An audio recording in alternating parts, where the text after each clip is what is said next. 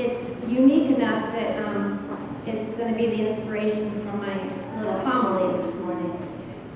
There is a lot of joy in that reading, and it's a very ancient way of putting things. So the writer of Proverbs published about 500 to 400 years before the Common Era, or before Christ. So it was ancient by the time Jesus was walking around.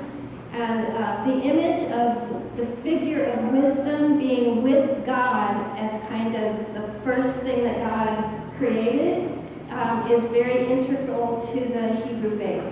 So God, before he created the light and the dark, and the heavens and the earth, and the water and the dry land, created wisdom in this story. And she is this feminine figure whose job it is to shout out to everybody what's most important. And in this particular example, what she's shouting out is, look how beautiful, how wonderful, how exciting. God created us. God created heaven and earth. Isn't that fabulous?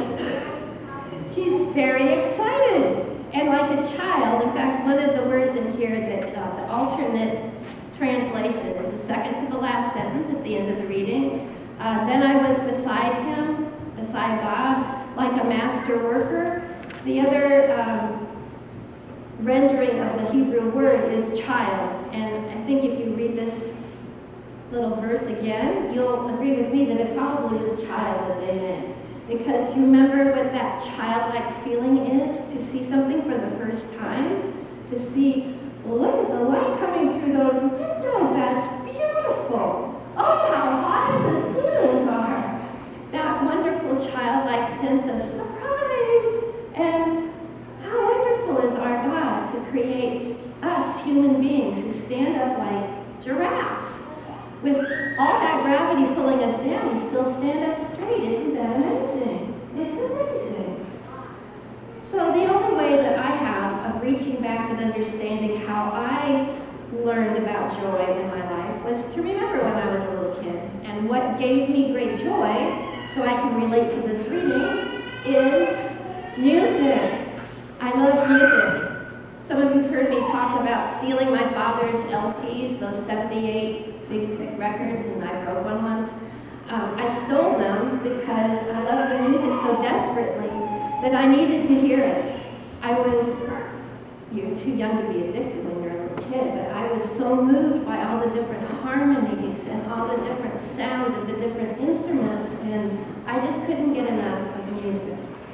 And then there was nature. My home of origin was a chaotic and wild space. So when we went away to camp, there was order and boundaries and a clean table and all these things that I just absolutely loved, so I could let myself go instead of worrying all the time. I could be one with nature. I could take a hike and see the trees. I could hear the rivers. I could go in the cold river. I could hear the babies cry.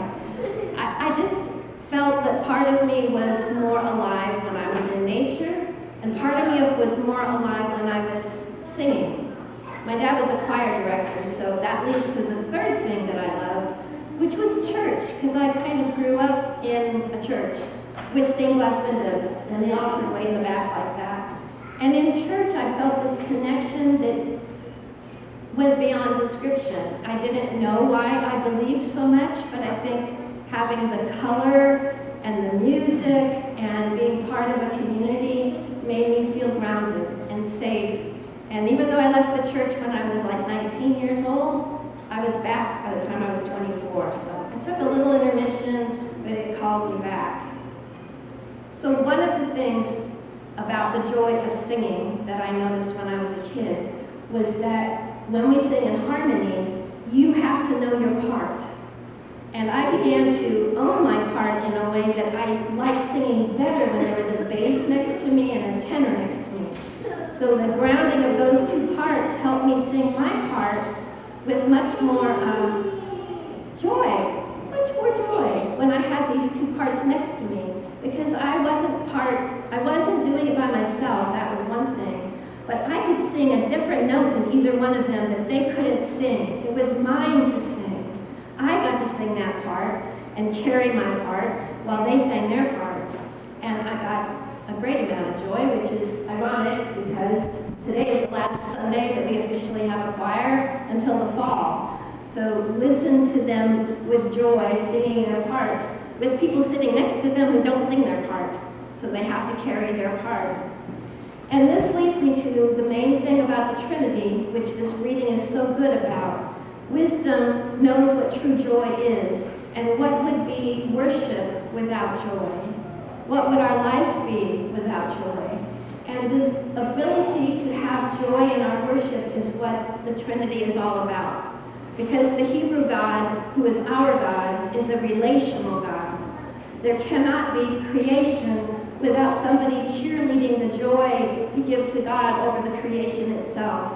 What if God had created the heavens and the earth and nobody had said, wow?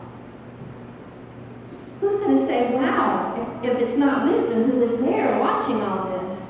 And the book of John, the Gospel according to John, uses this reading as its springboard into the very beginning of the book of John. In the beginning was the Word, and the Word was with God, and the Word was God. Remember that? It's saying that wisdom is the Word.